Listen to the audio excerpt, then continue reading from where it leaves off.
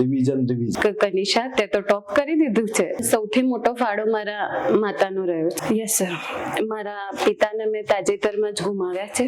મેં મારા ફોનમાં કોઈ પણ પ્રકારની સોશિયલ મીડિયા અનઇન્સ્ટોલ કરી નથી. એક સમય એવું આવે છે કે મોટિવેશન ખતમ થઈ જાય છે. તમારા જીવનનું અલ્ટિમેટ ગોલ શું છે? આ જર્ની પેશન્સ માંગે છે સર. સક્સેસનું સિક્રેટ ગુજરાતના યુવાનોને તમે શું સંદેશ આપશો? નમસ્કાર એસ્પિરન્ટ્સ, આઈ એમ ઓફિસર એકેડમીના પ્લેટફોર્મ પોડકાસ્ટ વિથ ઓફિસર્સમાં આપ સર્વેનું સ્વાગત છે. સિવિલ સર્વિસીસ જેવી કે યુપીએસસી, જીપીએસસી અને ગુજરાત સરકાર દ્વારા લેવાઈ રહેલી અલગ અલગ એક્ઝામ્સમાં જે લોકો પ્રિપેર કરી રહ્યા છે એમના માટે એક અદ્ભુત પ્લેટફોર્મ લઈને અમે આવી રહ્યા છીએ. ખાસ કરીને તમારી સમક્ષ એડમિનિસ્ટ્રેટિવ લીડર્સને અમે લઈને આવી રહ્યા છીએ કે જે તમને ઇન્સ્પાયર કરશે અને મોટિવેટ કરશે. ભગવદ્ ગીતાનો એક શ્લોક છે કે યદા અચરિતિ શ્રેષ્ઠસ્ત તદ્દેવતરો જનઃ સંયત પ્રમાણમ કુરુતે લોકસ્તદનુ વર્તતે.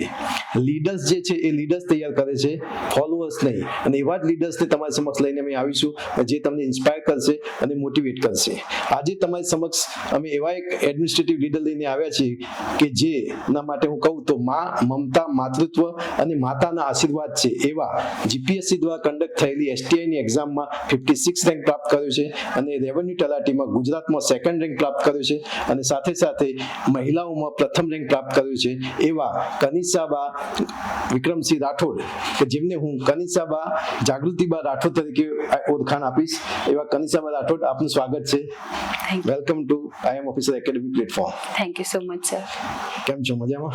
એકદમ મજામાં. તો સૌથી પહેલા કનિષાબા, હું તમને પ્રશ્ન પૂછીશ કે કનિષાબા એટલે શું? એમના નામનો મતલબ મને જણાવશો?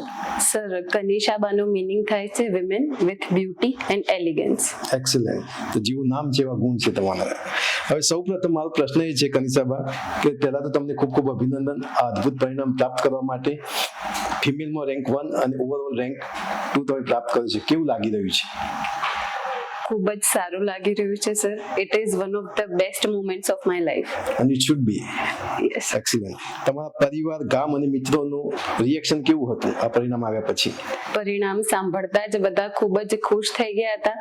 પરિવારજનોની આંખોમાં ગર્વની લાગણી મેં અનુભવી છે અને મિત્રોમાં તો જાણે ઉત્સવનો માહોલ હતો સર. આખા ગુજરાત માટે ગર્વની લાગણી. જ્યારે ગુજરાતની એક દીકરી આવું રિઝલ્ટ પ્રાપ્ત કરે એ સર્વ માટે ગર્વની મોમેન્ટ છે.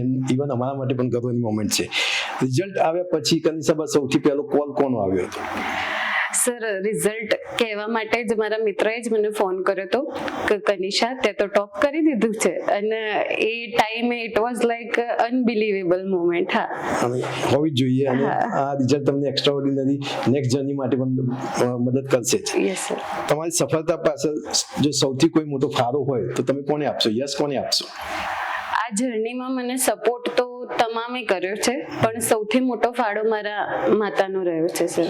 માતાનો એટલે જ મેં તમારા જાગૃતિબા નામ, માતાનું નામ દયું છે. હવે કયા પ્રકારનો ફાળો રહ્યો છે? કારણ કે હું એ જાણવા માંગુ છું કે માતા, દરેકના જીવનમાં માતાનો રોલ હોય છે, અને તમારા જીવનમાં બહુ સ્પેશિયલી તમે મેન્શન કર્યું છે, તો એવું કેવો રોલ રહેલો છે?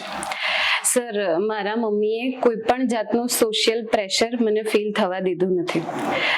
લોકોને એમને મારા વતી જવાબ આપ્યા છે અને એ વાતો કદી મારા સુધી પહોંચવા દીધી નથી. ઓલવેઝ મને એમ જ કીધું છે કે તું કર, હું છું તારી સાથે. તમારા માટે એક ઢાલ સમાન બન્યા છે. તમારા તમામ પ્રશ્નોના જવાબ તમારા વતી એમને આપ્યા છે. અને માતા એક શક્તિનું રૂપ છે એવું તમારા માટે પ્રૂવ કર્યું છે. એક્સેલન્ટ. આ સફરમાં એવી કોઈ ઇમોશનલ મોમેન્ટ હતી કે જેનાથી તમને આજે યાદ આવે છે? Yes sir. મારા પિતાને મેં તાજેતરમાં જ ગુમાવ્યા છે. એમનું ઓલવેઝ એક જ સપનું હતું કે હું વહીવટી ક્ષેત્રે ખૂબ જ આગળ વધું. આજે એમની ગેરહાજરી વર્તાઈ રહી છે, પણ અંદરથી મને ખબર છે કે એ જ્યાં પણ હશે ખુશ હશે અને એમને મારી ઉપર ગર્વ હશે. હોવું જોઈએ, અને ગર્વની મોમેન્ટ જ છે. કનિષાબા, તમારા બાળપણ અને ફેમિલી બેકગ્રાઉન્ડ વિશે થોડું જણાવશો? સર, મારું બાળપણ અને ઉછેર બંને ગાંધીનગરમાં જ થયા છે. એક મિડલ ક્લાસ ફેમિલી બેકગ્રાઉન્ડથી જ બિલોંગ કરું છું હું, પણ તેમાં ભણતર અને નૈતિક મૂલ્યોને પ્રાધાન્ય આપવામાં આવે છે, જે બાબતે હું લકી છું. ઓકે. અને તમારું મૂળ વતન કયું? સર, દોલારાણા વાસણા. એ ક્યાં આવ્યું? ગાંધીનગર તાલુકો જિલ્લા. ગાંધીનગર જિલ્લામાં ગાંધીનગર તાલુકામાં આવેલું છે. બહુ સરસ. તો કોમ્પિટિટિવ એક્ઝામ તરફ વળવાનું જે તમને પ્રેરણા મળી, એ પ્રેરણા ક્યાંથી મળી? સર, મારા પરિવારમાં મોસ્ટ ઓફ બધા ગવર્મેન્ટમાં જ છે, એટલે નાનપણથી જ ક્લિયર હતું કે આપણે પણ ગવર્મેન્ટમાં જ જવાનું છે. એટલે આખું એમ્બિયન્સ એટમોસ્ફિયર એ ટાઈપનું હતું. Yes, એટલે sir. શરૂઆતથી તમારું એક ફિક્સ લક્ષ્ય હતું. Okay, Yes, sir. હવે તલાટી જેવી પરીક્ષા આપવા પાછળનું મુખ્ય વિચાર શું હતો? તલાટી સર ગોલ નતો, પણ મારી જે જર્ની છે એનો પાર્ટ 100% કહી શકાય. અચ્છા, કઈ જર્ની? આ કોમ્પિટિટિવ એક્ઝામની. કોમ્પિટિટિવ એક્ઝામ સિવિલ સર્વિસીસ તરફથી ક્લાસ Yes. 1 to ઓફિસર બનવા Yes, તરફથી. ઓકે, એનો એક પાર્ટ જ તમે આને ગણો છો. Yes, sir. Okay, it is not a destination, it is just part of your part of my journey, અને એક પ્રકારની આર્થિક અને માનસિક સ્થિરતા મળી જાય તો પછી આગળ ક્લાસ 1-2 ની તૈયારી હું કોઈ પણ જાતના ભાર વગર કરી શકું. એટલે તમે સ્ટેબિલિટી અને સિક્યોરિટી મળી ગઈ છે ઓલરેડી. Yes. ઓકે, બે એક્ઝામ પાસ કરીને. Yes, sir. બહુ સરસ. બાળપણથી સ્ટોપર હતા કે જર્ની દરમિયાન તમારામાં ઓવરઓલ ડેવલપમેન્ટ આવ્યું? હું સર બાળપણથી જ ટોપર હતી, પણ સ્પર્ધાત્મક પરીક્ષામાં મને એટલું જાણવા મળ્યું કે આ ફિલ્ડ એકેડેમિક ટોપર્સની નથી. અચ્છા. અહીંયા એ જ ટકશે કે જે કન્સિસ્ટન્સી મેન્ટેન કરશે. અચ્છા, એટલે કન્સિસ્ટન્સી તમે પ્રાયોરિટી આપો. જે લોકો કન્સિસ્ટન્ટ થશે, પરસિસ્ટન્ટ થશે, એમને સફળતા મળશે. Yes, એટલે sir. ટોપર એવું એક વન ઓફ ધ પાર્ટ છે, પણ એની સાથે સાથે તમે કન્સિસ્ટન્ટ રહેવું જરૂરી છે. Yes. એટલે કન્સિસ્ટન્સી તમે વેલ્યુ આપો છો. Okay, excellent. Yes, sir. તમારા જીવનમાં સૌથી વધુ તમને ઇન્સ્પાયર કોણ કરે છે? અગેન હું એ જ કહીશ કે સૌથી વધારે ઇન્સ્પાયર મારા મમ્મી જ કરે છે મને. મમ્મી જ inspire હા, કરે છે. એટલે તમારા જીવનમાં માતાનો તો બહુ મહત્વનો બહુ રોલ મોટો છે. રોલ છે. Yes. અને એટલા માટે જ કહેવાય છે કે માં એ માં, બીજા બધા વનવગડાના વાહ. અને તમારા માટે તો સાચા અર્થમાં સાબિત થયું છે. Yes. બહુ સરસ. હવે મારો ક્વેશ્ચન તમારી સ્પેસિફિક આ એક્ઝામમાં તમે ટોપ રેન્ક હાંસલ કર્યું છે એની બાબત શું જાણવા માંગુ છું Yes, sir. કે તલાટીની પરીક્ષાની તૈયારી તમે કેવી રીતે શરૂ કરી હતી? એટલે સર પર્ટિક્યુલર તલાટીની તૈયારી નહીં, પણ ફાઉન્ડેશન જ મેં એ રીતે કર્યું હતું કે જીસીઆરટી અને એનસીઆરટી થી શરૂઆત કરી. બેઝ મારો સ્ટ્રોંગ થયો તો એના લીધે સ્ટાન્ડર્ડ બુક્સ વાંચવામાં મને કોઈ તકલીફ પડી નથી. ઓકે, એટલે તમે ઓલરેડી જે પ્રોસેસમાંથી પસાર થઈ રહ્યા હતા, એટલે જે સિવિલ સર્વિસીસની પ્રોસેસ છે કે જીસીઆરટી એનસીઆરટી થી સ્ટાર્ટ કરવું, હા. અને પ્રોસેસના ભાગરૂપે તમે તૈયારી કરી. સ્પેસિફિક તલાટીની તૈયારીમાં એક્ઝામ માટે તૈયારી કરી નથી, જે એક તમારી પ્રોસેસના ભાગરૂપે તમે તૈયારી કરી છે. Okay, excellent. રોજનું સ્ટડી રૂટીન તમારું કેવું હતું? કારણ કે બધા જેટલા સફળ થાય છે ને પછી પોતપોતાના અલગ અલગ રૂટીન કહેતા હોય છે, દરેકની પોતાની સક્સેસ સ્ટોરી અલગ અલગ જ હોય છે. તો તમારું રૂટીન કેવું હતું? To be very honest sir, મારું કોઈ પર્ટિક્યુલર રૂટીન નહોતું. હું ઘરેના કામ પતી જાય એના પછી લાઇબ્રેરી જતી, પણ હા, મેં ઓલવેઝ ક્વોલિટી અવર્સને પ્રેફરન્સ આપ્યો છે કે જેટલું વાંચું પરફેક્ટ વાંચું, અને એનાથી જ મને ફાયદો થયો છે. એટલે ઘરની જવાબદારી નિભાવતા તમે ક્વોન્ટિટીની જગ્યાએ ક્વોલિટીને પ્રેફરન્સ આપ્યો છે, અને ક્વોલિટી જે તમારું સ્ટડી છે એ તમને સફળતા અપાવી છે. Yes. એટલે એક્સપિરિયન્સ તમારા માટે એક સંદેશ છે કે નંબર ઓફ અવર્સ મેટર નથી કરતા, પણ ક્વોલિટી ઓફ અવર્સ મેટર કરે છે. અને ઘરની જવાબદારી નિભાવવાની સાથે પણ તમે સફળ થઈ શકો છો. કહી શકાય ને આ બધું? Yes, sir. Okay, excellent. રોજના તમે કેટલા કલાક અભ્યાસ કરતા હતા? અમને ઓનેસ્ટ આન્સર આપજો. યસ સર, એ જ કહું છું કે સરેરાશ 4 થી 5 કલાક કહી શકાય, અચ્છા. પણ આ 4-5 કલાક મેં પ્રામાણિકતાથી ખાલી ને ખાલી સ્ટડી કર્યું છે એ હું કહી શકીશ. એટલે કન્સિસ્ટન્સ અને ડિસિપ્લિન સાથે તમે એક સિસ્ટમેટિક વેમાં પ્રોસેસને ફોલો કરી છે. Yes, sir. એટલે ઘણા લોકો કહેતા હોય છે કે 10 કલાક વાંચું છું, 12 કલાક વાંચું છું. દરેક પોતપોતાનું રૂટીન હોય છે, પોતપોતાની મેથડ હોય છે. હા. પણ તમારી જે મેથડ છે એ ઘરની જવાબદારીની સાથે સાથે તમે કન્સિસ્ટન્ટ આ અવર્સને ફોલો કર્યા છે, જે રૂટીનની, અને સફળતા તમને પ્રાપ્ત થઈ છે. એક્સલન્ટ. હવે સ્ટડી, સેલ્ફ સ્ટડી વધુ અસરકારક કે કોચિંગ? બંનેનો બેલેન્સ્ડ અપ્રોચ જરૂરી છે સર. અચ્છા. કોચિંગે મને એક દિશા આપી, અચ્છા. મારો જે પાયો છે એ મજબૂત કર્યો, જ્યારે સેલ્ફ સ્ટડીએ મને કોન્ફિડન્સ આપ્યો કે હું આગળ પણ કરી શકું છું, અને એનાથી જ એટલે બેલેન્સ એપ્રોચ તમે આપ્યું છે. Yes, sir. એટલે કોચિંગ પણ જરૂરી છે અને સેલ્ફ સ્ટડી પણ જરૂરી છે, બંને બેલેન્સ. હવે મોક ટેસ્ટ અને રિવિઝનને તમે કેટલી મહત્વતા આપી છે, કેટલું પ્રાધાન્ય આપ્યું છે? મોક ટેસ્ટ અને રિવિઝન બંને જ ખૂબ જ જરૂરી છે સર. વાંચન કર્યા પછી એનું સમયસર રિવિઝન થાય તો તેનાથી સ્પીડ આવે છે, એક્યુરસી આવે છે, અને મોક ટેસ્ટથી ટાઈમ મેનેજમેન્ટમાં ખૂબ જ અસરકારક સાબિત થાય છે. એટલે પ્રોસેસના ભાગરૂપે મોક ટેસ્ટ પણ એટલા જરૂરી છે, Yes. અને રિવિઝન પણ જરૂરી છે. Yes. ઘણા કહે છે કે રિવિઝનમાં 1/7 ની ફોર્મ્યુલા યુઝ કરી, કે પહેલા દિવસે વાંચ્યું, ચોથા દિવસે વાંચવાનું, ચોથા દિવસે વાંચ્યું, સાતમા દિવસે વાંચવાનું. એવી કોઈ પેટર્ન તમે ફોલો કરેલી? ટુ બી ઓનેસ્ટ મેં નથી કરી, એ પર્સન ટુ પર્સન વેરાય કરી શકે અચ્છા, સર, okay. પણ પણ આ બેસ્ટ મેથડ કહી શકાય. હા, ઓકે એટલે રિવિઝન માટેની મેથડ છે કે પહેલા દિવસે વાંચો, ફરી ચોથા દિવસે રિવિઝન કરો, સાતમા દિવસે ફરી રિવિઝન કરો. આટલી કન્સિસ્ટન્ટ તમારે રિવિઝન કરવું જરૂરી છે. એટલા માટે આનું મહત્વ બહુ છે કે revision revision revision. Okay, excellent. હવે નોટ્સ બનાવવાની તમારી ટેકનિક શું હતી, કઈ મેથડ હતી તમે? હું ખૂબ લાંબી નોટ્સ નથી બનાવતી સર. માત્ર કીવર્ડ્સ અને શોર્ટ જે ઇમ્પોર્ટન્ટ વર્ડ્સ જે મને લાગે કે જે એન્ડ ટાઈમ ઉપર હું ઝડપથી રિવાઇઝ કરી શકું એવી જ મેં નોટ્સ બનાવી છે. કીવર્ડ્સ પર ફોકસ કર્યું છે. Yes sir. Okay, excellent. Time management કેવી રીતે તમે મેન્ટેન કર્યું? મેક્સિમમ મોક ટેસ્ટ આપીને સર, કે મોક ટેસ્ટ આપવાથી મને ખબર પડી કે કેવા પ્રશ્નો અટેન્ડ કરવા છે, કેવા પ્રશ્નો સ્કીપ કરવા છે, અને એના લીધે ટાઈમ મેનેજમેન્ટમાં ઘણો એવો ફાયદો થાય છે. પીવાયક્યુ પ્રીવિયસ ક્વેશ્ચન તમને બેનિફિટ કરેલા, એને ફોલો કરેલા તમે? Yes sir. એનાથી આપણને અંદાજ આવે છે કે કયા ટોપિક્સ પર વધારે ભાર મૂકો, કયા ટોપિક્સને જો ઓછો સમય બાકી હોય તો નિગ્લેક્ટ કરી શકાય. ઓકે, એટલે ખાસ કરી પીવાયક્યુ તમને એક્ઝામ પેટર્ન, એક્ઝામમાં કયા ક્વેશ્ચન આવી શકે એના માટે બેનિફિશિયલ રહેશે. બરાબર. એટલે કેવું વાંચવું એનો ફાયદો થશે. Okay, excellent. હવે મહત્વનું છે આજના બધા યુથને અસર કરે એવો મુદ્દો છે કે મોબાઈલ ફોન અને સોશિયલ મીડિયાથી ડિસ્ટન્સ મેન્ટેન કેવી રીતે કરવું, કાં તો એનો ઉપયોગ કઈ રીતે કરવો પ્રોપરલી. તો આના વિશે કહેશું, કારણ કે આ બહુ જ મહત્વનો પ્રશ્ન છે, બધાને અસર કરતો પ્રશ્ન છે. Yes sir. To be very honest, મેં મારા ફોનમાં કોઈ પણ પ્રકારની સોશિયલ મીડિયા અનઇન્સ્ટોલ કરી નથી.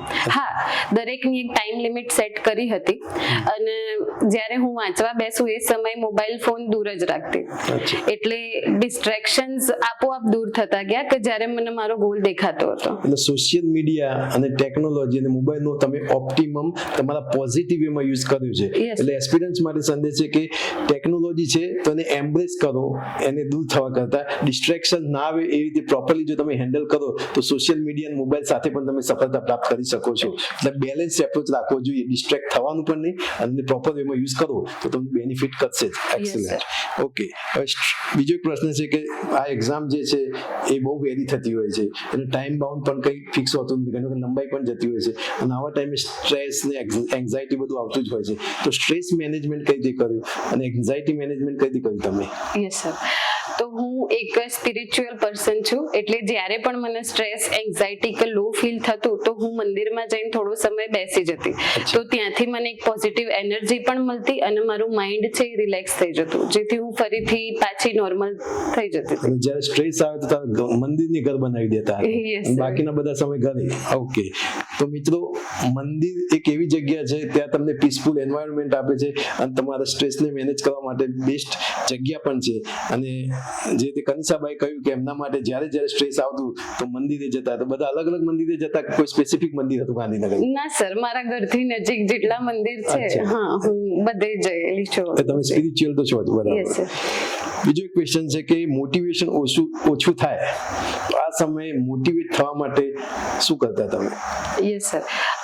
લો તો ઓલવેઝ ફીલ થતું જ હોય છે ક્યારેક ના ક્યારેક.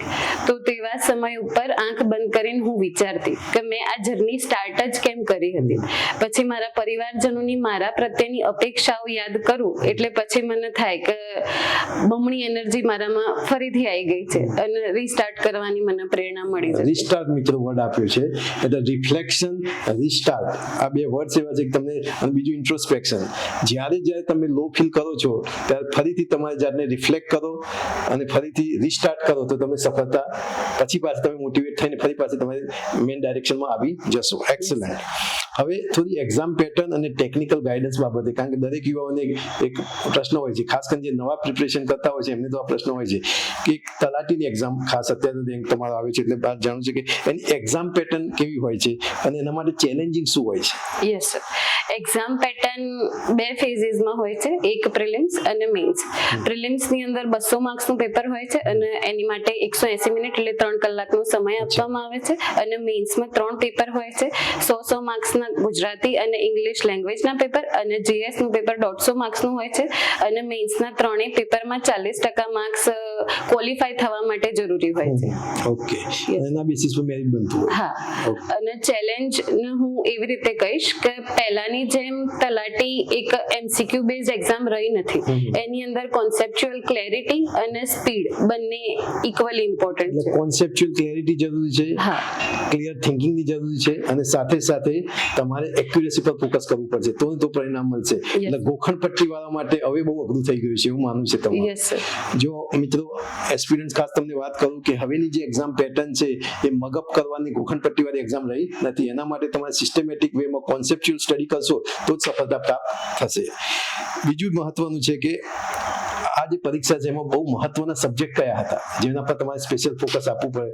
નોર્મલ તો બધા સબ્જેક્ટને ઇક્વલ વેટેજ આપવું પડે, છતાં પણ બહુ મહત્વના સબ્જેક્ટ કહેવા હોય તો કયા હોય કહી શકો? Yes sir. મારા મત મુજબ પ્રિલિમ્સ માટે ગુજરાતી વ્યાકરણ, અંગ્રેજી વ્યાકરણ અને મેથ્સ રીઝનિંગ ગેમ ચેન્જર સાબિત થઈ શકે. કારણ કે GS તો બધાનું સરખું જ હોય છે. જે તમને મેરિટમાં માર્ક્સ અપાવે એ આ જ સબ્જેક્ટ હોય છે. હા, અને ઇવન મેન્સમાં પણ લેંગ્વેજના બંને અલગ અલગ પેપર્સ હોય છે. લેંગ્વેજ તો બંનેમાં પ્રિલિમ્સમાં પણ આવે છે, મેન્સમાં પણ આવે છે. લેંગ્વેજનું વેટેજ તો વધી ગયું. બીજું મેથેમેટિક્સ અને રીઝનિંગ વાત. Yes sir. ઓકે, હવે એના માટે મેથેમેટિક્સ અને રીઝનિંગ માટે તમારી સ્ટ્રેટેજી શું હતી? Sir, to be very honest, હું ખુદ મેથ્સ અને રીઝનિંગ થી ભાગતી હતી. પણ ધીમે ધીમે મને ખબર પડી કે મેથ્સ અને રીઝનિંગ કર્યા વગર તો છૂટકો જ નથી. એટલે એનું મેક્સિમમ પ્રેક્ટિસ, જેનાથી એક્યુરેસી અને સ્પીડ બંને આવે છે. એટલે ભાગવા કરતા તમે એમ્બ્રેસ કરે બંને સબ્જેક્ટ્સને. અને ગુજરાતી ગ્રામર અને ઇંગ્લિશ લેંગ્વેજ માટે તમારી શું સ્ટ્રેટેજી હતી? બંને સબ્જેક્ટ્સનો બેઝ સર સ્કૂલ ટાઈમથી જ મારો ક્લિયર હતો. એ સબ્જેક્ટ્સના રૂલ્સ ગોખવા કરતા મેં ઓલવેઝ એમને સમજવાનો પ્રયત્ન કર્યો છે. અને વારંવાર રિવિઝન કરવાથી મને એ સબ્જેક્ટ્સ વધારે ફાયદાકારક થયા. બીજો એક મહત્વનો સબ્જેક્ટ છે કરંટ અફેર્સ. કારણ કે જનરલ સ્ટડીઝનો જે સબ્જેક્ટ છે આપણે માનીએ છીએ કે ગમે ત્યાંથી પ્રશ્ન પૂછાય, પરંતુ મારું એવું માનવું છે કે કરંટ અફેર્સ હોય તો હિસ્ટ્રીનો સબ્જેક્ટ હોય કે પોલિટીનો સબ્જેક્ટ હોય કે કોઈ પણ સબ્જેક્ટ હોય, એ કરંટના રેલિવન્સમાં હશે તો જ પૂછાતા હોય છે. તો કરંટ અફેર્સ માટે તમારી શું સ્ટ્રેટેજી હતી? કરંટ અફેર્સ માટે સર હું ડેલી ન્યૂઝપેપર રીડિંગ કરતી અને તેની સાથે જ કોઈ પણ સ્ટાન્ડર્ડ મંથલી મેગેઝિન વાંચવાનું પ્રેફર કરતી હતી, જેનાથી મારું કરંટ અફેર્સ થઈ જતું. અચ્છા, અને એમાં શું શું વાંચતા તમે કરંટ અફેર્સ માટે? એ સબ્જેક્ટ્સ અને સિલેબસના જે ટોપિક્સ છે એને રિલેવન્ટ જે સબ્જેક્ટ છે એના અકોર્ડિંગ જે ટોપિક્સ હોય એ. ન્યૂઝપેપર રીડિંગ રેગ્યુલર કરતા કે પછી મેગેઝિન પર ડિપેન્ડન્ટ? ના સર, ન્યૂઝપેપર રીડિંગ રેગ્યુલર. અચ્છા, કયા ઇંગ્લિશ ન્યૂઝપેપર વાંચતા કોઈ? નહીં સર, ગુજરાતી. ઓકે, અને એમાં ખાસ કરીને એડિટોરિયલ્સ પર ફોકસ તમારું વધારે. ઓકે, હવે MCQ બેઝ એક્ઝામ જે હોય છે એમાં એક્યુરેસી બહુ જરૂરી છે અને પ્રિસિઝનની બહુ જરૂરી હોય છે. તો એક્યુરેસીને વધારવા માટે તમારી શું સ્ટ્રેટેજી હતી? એક તો સર રિવિઝન મેક્સિમમ કરવું, જેનાથી તમને ક્વેશ્ચન જોઈને જ તરત જ ક્લિક થઈ જાય. અને સેકન્ડ, મેક્સિમમ મોક ટેસ્ટ, કે જેનાથી તમને સ્પીડ અને એક્યુરેસી બંને સરખી રીતે મેનેજ કરી શકાય. એટલે મોક ટેસ્ટ તમારું માનવું છે કે રિવિઝન બહુ જ મહત્વનું છે, કોન્સ્ટન્ટ પ્રેક્ટિસ. ઓકે, હવે અત્યારની જેટલી બધી એક્ઝામ કન્ડક્ટ થાય છે એમાં નેગેટિવ માર્કિંગ હોય છે. તો નેગેટિવ માર્કિંગને હેન્ડલ કરો, ખાસ કરીને એક્ઝામના પ્રેશરમાં જ્યારે એક્ઝામ કન્ડક્ટ થતી હોય છે ત્યારે એને હેન્ડલ કરવું બહુ અઘરું હોય છે. અને જો પહેલા પ્રેક્ટિસ ના કરી હોય તો એ ચેલેન્જિંગ જ રહેશે. તો આને હેન્ડલ કરવા માટે તમારી સ્ટ્રેટેજી શું હતી? યસ સર, એક્ઝામ પ્રેશર અલગ જ હોય છે. તો તેવા સમયે હું જે ક્વેશ્ચન્સની અંદર 70 to 80% શ્યોર હોઉં તો જ હું એને ટિક કરતી. 50% જો હોય તો હું રિસ્ક ના લેતી અને પ્રેમથી ઈ કરી દેતી હતી. ઓકે, એટલે મેક્સિમમ 50%, 70 to 80% તમે શ્યોર છો તો તમે એટેમ્પ્ટ કરતા હતા. બાકી તો 50-50 હોય તો પણ તમે એટેમ્પ્ટ કરતા નહોતા, એને સ્કીપ જ કરી દેતા, એ લખી દેતા. ઓકે, એટલે આ પણ એક્સપિરિયન્સ માટે સંદેશ છે કે ઘણા લોકો મેક્સિમમ ટિક કરવા માને છે, રિસ્ક લેવા જાય છે, અને રિસ્ક લેવું ઘણીવાર ખતરનાક સાબિત થતું હોય છે. એટલે તમારા માટે સંદેશ છે કે જેટલું આવડે છે એટલું પરફેક્ટ કરો. 80% શ્યોર છો તો એટેમ્પ્ટ કરો અને 100% શ્યોર છો તો તમે કામ કરો, તો તમને પરિણામ મળશે. બાકી જો તમે 50-50 માં રહેશો, 20-20 રહેશો, MB બેલેન્સ રહેશો, તમને સફળતા મળશે નહીં. ઓકે, હવે મારો પ્રશ્ન છે કે લાસ્ટ 10 ડેઝ, દરેકને છેલ્લા 30 દિવસ, છેલ્લા 20 દિવસ, છેલ્લા 10 દિવસની સ્પેશિયલ સ્ટ્રેટેજી હશે. એવી કોઈ તમારી સ્ટ્રેટેજી હતી છેલ્લા 10 દિવસ માટેની? ઓનેસ્ટલી સ્પીકિંગ, લાસ્ટ 10 ડેઝ માટેની કોઈ સ્પેસિફિક સ્ટ્રેટેજી મારી નથી સર. પણ હા, છેલ્લા 10 દિવસમાં હું કંઈ નવું વાંચવાને બદલે જેટલું વાંચેલું છે તેનું જ મેક્સિમમ રિવિઝન થાય એવો પ્રયત્ન કરતી. એટલે મેક્સિમમ જે વાંચ્યું છે એના પર ફોકસ રિવિઝન Yes, sir. કરતા. હા. બીજો મારો એક પ્રશ્ન છે કે ઘણા લોકો એક સબ્જેક્ટની 3-4 બુક રેફરન્સ બુક યુઝ કરે છે અને આ બહુ ખતરનાક પ્રશ્ન છે કારણ કે મટીરિયલ એટલું બધું વધી જતું હોય છે પછી પ્રેશર આવી જતું હોય છે. તો આવા એક્સપિરિયન્સને તમે શું સંદેશ આપશો કે કઈ ટાઈપનું મટીરિયલ હોવું જોઈએ? Yes sir. અલગ અલગ મટીરિયલ એક જ વાર વાંચવાને બદલે એક જ મટીરિયલ વારંવાર વાંચવું એને હું વધારે પ્રેફર કરીશ. ઓકે, આ સ્ટ્રેટેજી એક્સલન્ટ સ્ટ્રેટેજી છે કે સ્ટાન્ડર્ડ એક બુક પકડો, એ બુકને ફોલો કરો, 10 અલગ અલગ બુક વાંચવી એના કરતા એક જ બુક 10 વાર વાંચવી તો તમારા કોન્સેપ્ટ પણ સારા થશે, એક્યુરેસી પણ, અને બુક સાથે તમે એમ્બ્રેસ પણ થઈ જશે. તમને પેજ ટુ પેજ તમને આઈડિયા આવી જાય કે આ પેજ પર કયા પેજ પર શું લખેલું છે. Yes, sir. એટલે એક્સપિરિયન્સ તમારા માટે એ પણ સંદેશ છે કે માર્કેટમાં ઘણી બુક્સ હોય છે, ઘણું બધું મટીરિયલ હોય છે, પણ એ મટીરિયલમાં એક સ્પર્ધાત્મક પરીક્ષાનો નિયમ છે કે શું વાંચવું એના કરતા શું ના વાંચવું તમને વધારે ખબર હોવી જોઈએ. અને એ કનિષાબાના જવાબમાં પણ આપણને રિફ્લેક્ટ થઈ રહ્યું છે. એક્સલન્ટ. હવે બિગિનર્સ જે શરૂઆત જ કરતા હોય છે એમને તમારો શું મેસેજ છે કે શરૂઆત કેવી રીતે કરવી? અને આ બધાની પ્રશ્ન હોય છે કારણ કે આખી દુનિયા ખુલ્લી છે એમના માટે, એમને ખબર જ નથી શું કરવું. તો આના માટે તમે શું ગાઈડ કરશો, કઈ રીતે સ્ટાર્ટ કરવું? Yes sir. બિગિનર્સને પણ જે રીતે મેં મારી શરૂઆત કરી એમ જ હું કહીશ કે તમે શરૂઆત જીસીઆરટી અને એનસીઆરટી થી કરી શકો કે જેનાથી તમારો બેઝ સ્ટ્રોંગ થાય તો આગળ જતા તમને કોઈ પણ સ્ટાન્ડર્ડ બુક વાંચવામાં અને એને સમજવામાં સરળતા રહેશે. અચ્છા, જીસીઆરટી એનસીઆરટી ની વાતો બહુ થાય છે, બધા વાંચવું, બધાને સ્ટાર્ટ કરજો, પણ ઘણા લોકો સ્ટાર્ટ કરવા જ નથી માંગતા. તો જીસીઆરટી એનસીઆરટી બુક્સમાં એવું તો શું હોય છે કે આ લોકો કહે છે કે આ વાંચવી જ જોઈએ? એના માટે સર પીવાયક્યુઝ ખાસ જોવા જોઈએ. અમુક વખતે આપણે જોઈએ તો આપણને એમ થાય આ તો બેઠું વાક્ય છે કે જે કોઈ પાઠ્યપુસ્તકમાંથી ઉઠાવવામાં આવ્યું છે. એ સમયે જીસીઆરટી અને એનસીઆરટી નું ઇમ્પોર્ટન્સ આપણને રિયલાઇઝ થાય. સ્ટાન્ડર્ડ મટીરિયલ, ઓથેન્ટિક મટીરિયલ માટે જો કોઈ સોર્સ હોય તો એનસીઆરટી અને જીસીઆરટી છે. Yes. અને એનાથી જો ભાગ્યા તો સફળતાના ચાન્સીસ બહુ મિનિમલ થઈ જશે. એક્સલન્ટ. એક્સપિરિયન્સ તમારા માટે સંદેશ છે કે શરૂઆત જો કરવી છે, જે ખાસ કરીને બિગિનર છે એમના માટે એનસીઆરટી અને જીસીઆરટી થી જ સ્ટાર્ટ કરો. Okay, excellent. હવે આપણે આગળ વધીએ છીએ કે તલાટીની તો વાત થઈ ગઈ, તમે જીપીએસસી માં એસટીઆઈ ની એક્ઝામ પણ આપી છે અને જીપીએસસી ક્લાસ 1 ટુ ઇન્ટરવ્યુ પણ તમે ફેસ કરવાના છો. એટલે ઘણી વખત એવું કહેવાય છે કે અભિમન્યુ બનવા કરતા અર્જુન બનવું જરૂરી છે કારણ કે બધા જ કોઠા પાસ કરવા પડે. તો બે એક્ઝામની તમને ખાસ વાત કરવા માંગુ છું કે જે તમે ઓલરેડી 56 રેન્ક પ્રાપ્ત કર્યો છે એસટીઆઈ ની એક્ઝામમાં. તો એ એસટીઆઈ ની એક્ઝામની એક્ઝામ પેટર્ન શું હતી? સર એમાં પણ પ્રિલિમ્સ અને મેઇન્સ 2 તબક્કા હોય છે. પ્રિલિમ્સ 200 માર્ક્સ નું પેપર હોય છે અને મેઇન્સ ની અંદર 4 પેપર હોય છે, ગુજરાતી, ઇંગ્લિશ, GS1 અને GS2. Yes okay. અને એનું મેરિટ મેઇન્સ ના આધારે બનતું? હા, મેઇન્સ ના આધારે. અને એમાં ગુજરાતી ઇંગ્લિશ ક્વોલિફાઈંગ હોય છે કે મેરિટમાં ગણાય? નહીં સર, એનું મેરિટમાં કાઉન્ટ થાય છે. હા, એક્સલન્ટ. એટલે ગુજરાતી ઇંગ્લિશ નું અહીં મહત્વ વધી જાય એમાં પણ મને ફાયદો થયો. Yes sir. તમે કહ્યું કે બાળપણથી જે લેંગ્વેજ પર તમને કોન્ફિડન્સ હતું એ બેનિફિટ તમને એસટીઆઈ ની એક્ઝામમાં થયું. એમાં ઇન્ટરવ્યુ નથી આવતું? ના સર. Okay, excellent. હવે ત્રીજી જે એક્ઝામ તમે ઓલરેડી ઇન્ટરવ્યુ ફેસ કરવાની પ્રિપરેશન પણ તમારી ચાલુ જ છે, Yes. તો એ એક્ઝામ વિશે તમે બતાવો, જીપીએસસી ક્લાસ 1-2 વિશે થોડી માહિતી આપો. સર જીપીએસસી ક્લાસ 1-2 ની એક્ઝામ 3 ફેઝિસમાં હોય છે, પ્રિલિમ્સ, મેઇન્સ અને લાસ્ટ ઇન્ટરવ્યુ જે પર્સનાલિટી ટેસ્ટ તરીકે આપણે ઓળખતા હોઈએ છીએ. તેમાં પણ 200 માર્ક્સનું પ્રિલિમ્સનું પેપર હોય છે. તેમાં 2 લેંગ્વેજના પેપર ક્વોલિફાઈંગ હોય છે અને 5 પેપર GS1, GS2, GS3 અને એસએ નું પેપર અને GS4 જે હમણાં જ એડ થયું છે એથિક્સનું. એટલે એમ કરીને એ 5 પેપરમાંથી 1250 ગુણનું એક મેરિટ બનતું હોય છે અને અંતે 150 માર્ક્સનું પર્સનાલિટી ટેસ્ટ હોય છે. ટોટલ 1400 માર્ક્સની મેઇન્સ અને પર્સનાલિટી ટેસ્ટનું વેટેજ હોય છે. Yes, sir. એના બેસિસ પર મેરિટ બનશે. એમાં પ્રિલિમ્સના માર્ક્સ કન્સિડર થતા નથી હોતા. એટલે મિત્રો જીપીએસસી માટે 3 સ્ટેજની એક્ઝામ છે. પ્રિલિમ્સ, ક્લાસ 1-2 ની વાત કરું છું કે જેમાં પ્રિલિમ્સ, મેઇન્સ અને પર્સનાલિટી ટેસ્ટ આવે છે. ઓકે, જેના માટે તમે હજી એસ્પાયર્ડ છો ઓલરેડી. ઓકે, તો જીપીએસસી જે મોટી પરીક્ષા તૈયારી કરવા માંગતા હોય એવા વિદ્યાર્થીઓને તમે શું સલાહ આપશો? જીપીએસસી ની તૈયારી પણ બેઝ સ્ટ્રોંગ કરીને જ જશે. આગળ તમે કોઈ સારા કોચિંગ જોઈન કરી શકો છો, કાં તો મેન્ટોર્સ હોય તો તેમના ગાઈડન્સ મુજબ તમે આગળ એને ફોલો કરી શકો છો. યસ. ઓકે, હવે કોમ્પિટિટિવ એક્ઝામ્સમાં તમારો જે કોન્સેપ્ટ છે મેં તમને કહ્યું કે કન્સિસ્ટન્સી અને ડિસિપ્લિન જે તમારું મૂળ મંત્ર જેવું પણ છે. તો કન્સિસ્ટન્સી કેટલી મહત્વની છે? ખૂબ જ મહત્વની છે સર. એક સમય એવું આવે છે કે મોટિવેશન ખતમ થઈ જાય છે. જે કહેવાય ને મોટિવેશન તમને સ્પાર્ક આપે, એ શરૂ કરવા માટે તમને પુશ કરી શકે, પણ કન્સિસ્ટન્સી અને ડિસિપ્લિન એવી વસ્તુ છે કે જે તમને મૂડ નથી તો પણ ટેબલ અને ચેર લઈને વાંચવા માટે મજબૂર કરશે કે વાંચવું તો પડશે જ. એટલે એ અત્યંત મહત્વનું છે. એટલે મોટિવેશન ઇન્સ્પિરેશન શોર્ટ ટર્મ છે, Yes, sir. પણ કન્સિસ્ટન્સી અને ડિસિપ્લિન છે લોંગ ટર્મ છે. Long term. અને એને જો પકડી રાખ્યું તમે તો પરસિસ્ટન્સ અને પરસિવિયરન્સ સાથે સફળતા મળશે. એટલે એસ્પિરન્ટ્સ કન્સિસ્ટન્સી પર ફોકસ કરો. મોટિવેશનની જરૂર નથી. મોટિવેશન માટે તમારા મા બાપને એકવાર જુઓ તો તમને મોટિવેશન ઓટોમેટિકલી આવી જશે. બરાબર ને? કનિષાબા, હવે જે પ્રશ્નો જે છે, ક્વેશ્ચન જે છે મારા સ્પેસિફિકલી મહિલા સશક્તિકરણ, દીકરીઓ માટે અને એક સોશિયલ પર્સપેક્ટિવના ક્વેશ્ચન છે.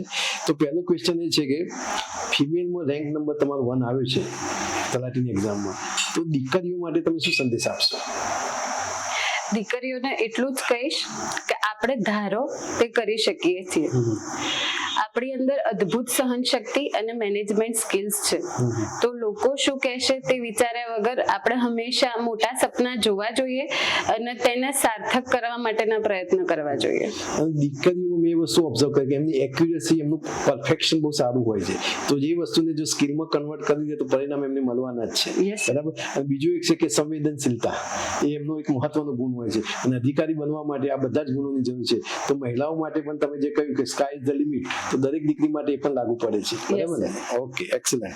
અને ખાસ કરીને એવી દીકરીઓ કે જે છેવાડાની ગામમાં એક દીકરી પણ તમને આજે સાંભળી રહી છે, જે પોસીનાની દીકરી હોય કે પછી કચ્છની દીકરી હોય, તો એવી દીકરીઓને તમે શું કહેશો? સર, એમનું સામાન્ય બેકગ્રાઉન્ડ કે આર્થિક પરિસ્થિતિ એ એમને સપના જોવાના આડે આવતી નથી. અને આજે તો ઇન્ટરનેટના માધ્યમથી કહું કે ઘણી બધી સંસ્થાઓના માધ્યમથી ઘરે બેઠા આપણને બેસ્ટ ગાઈડન્સ મળી જ રહે છે. તો જેમ આપણે કીધું કે સ્કાય ઇઝ ધ લિમિટ. તો દીકરીઓ, તમારા માટે સંદેશ છે કે તમે જ્યાં પણ હો તો બીજા કનિષાબા તમે બની શકો છો. સમાજમાં હજુ પણ દીકરીઓ માટે ઘણી બધી મર્યાદાઓ છે, અને તમે જે સમાજમાંથી આવો, સમાજમાં મર્યાદાઓની પરાકાષ્ઠા હોય છે. બરાબર. તો તમે એને કેવી રીતે જુઓ છો? ચોક્કસપણે સમાજમાં મર્યાદાઓ અને પડકારો છે જ સર, પણ સફળતા જ આ મર્યાદાઓની દિવાલને તોડે છે. જ્યારે સમાજમાંથી એક દીકરી ઓફિસર બનશે તો પાછળ આવનારી પેઢી અને અસંખ્ય દીકરીઓ માટેના મર્યાદાના બંધ દરવાજા ખુલી જશે. એટલે સફળતા જ એની ચાવી છે સર. મર્યાદાઓ છે, પણ શિક્ષણ માટે કોઈ મર્યાદાઓ નથી. અને તક મળે છે. જેમ તમને તમારા મધરે હેલ્પ કર્યું, એમ દરેક દીકરી માટે એક માં અને એક પિતા મદદ કરવા તૈયાર જ છે. પરંતુ લોકોને એવું માનવું છે કે નથી મદદ કરતા, અને મર્યાદાઓને તોડીને આગળ વધવાની જ વાત છે. બરાબર. એક્સલન્ટ. એક ઉમરો ગુજરાતીનું મૂવી પણ આવેલું છે કે ઉમરો તોડવો પડશે, ઉમરામાંથી બહાર નીકળવું પડશે. ઓકે. વુમન એમ્પાવરમેન્ટ માટે શિક્ષણનું કેટલું મહત્વ છે? શિક્ષણ શું કરી શકે? Yes sir. તો એજ્યુકેશન એ વિમેન એમ્પાવરમેન્ટ માટેનું એક બહુ જ પાવરફુલ વેપન છે. એક શિક્ષિત સ્ત્રી માત્ર આર્થિક રીતે સદ્ધર નથી બનતી, પણ પરિવારમાં અને સમાજમાં નિર્ણય લેવા માટે પણ સક્ષમ બને છે. એટલે એજ્યુકેશન ખૂબ જ મહત્વનું છે. નિર્ણય શક્તિમાં પણ મહત્વનો ભાગ ભજવી શકે છે એક શિક્ષિત સ્ત્રી હોય. એટલે કહેવાય છે કે એક સ્ત્રી એ 100 શિક્ષકની ગરજ છે. 100% સાચી વાત છે. હવે બીજો એક મહત્વનો ક્વેશ્ચન છે કે પેરેન્ટ્સ દીકરીઓને સપોર્ટ કેવી રીતે કરી શકે?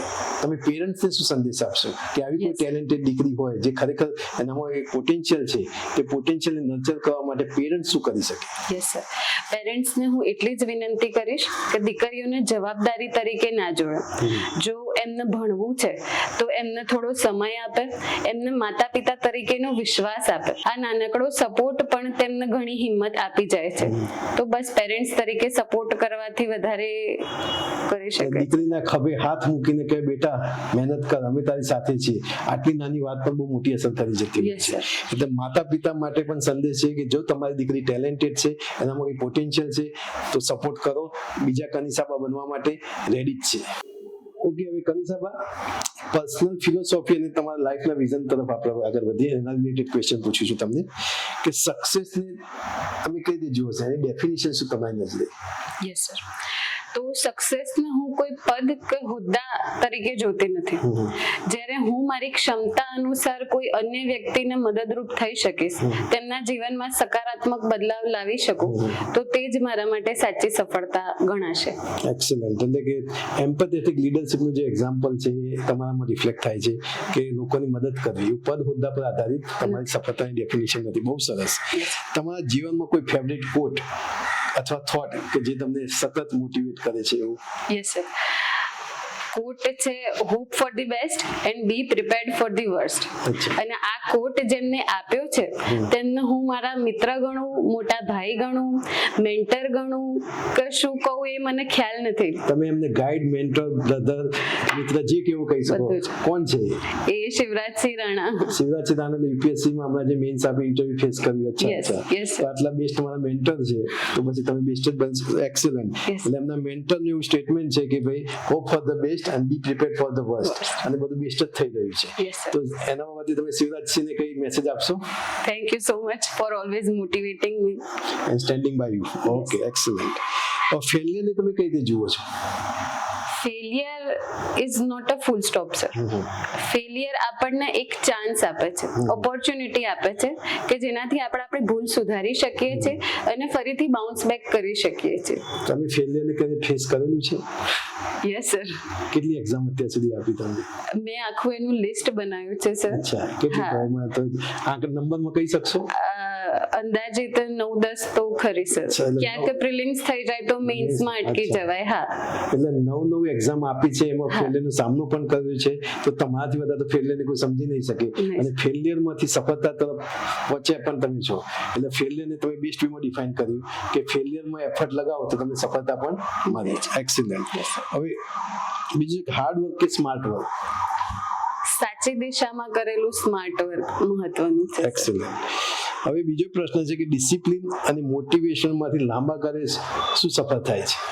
જેમ મેં અગાઉ પણ કીધું સર કે મોટિવેશન ટેમ્પરરી છે, કે તમને મોટિવેશન એક સ્પાર્ક આપી શકે, પણ જ્યારે મૂડ નથી ત્યારે પણ તમારે વાંચવું હશે તો એ સમય ડિસિપ્લિન અને કન્સિસ્ટન્સી જ કામમાં આવશે. આના માટે તમે બીજો એક વર્ડ આપી શકો? પરસિસ્ટન્સ અથવા પરસિવિયરન્સ?